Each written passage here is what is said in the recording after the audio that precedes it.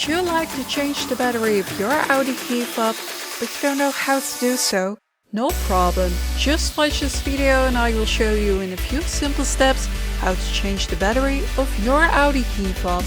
All you need is the Audi Key Fob and a high quality battery that includes CR032. Remove the Audi key from the Audi Key Fob by click and hold the side buttons.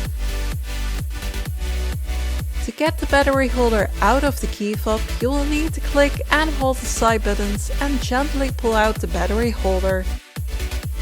You can now replace the battery.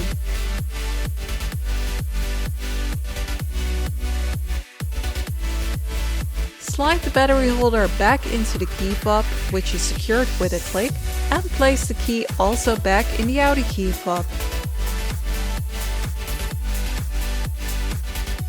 The Audi key fob is showing all its power again and can be used for a period of time.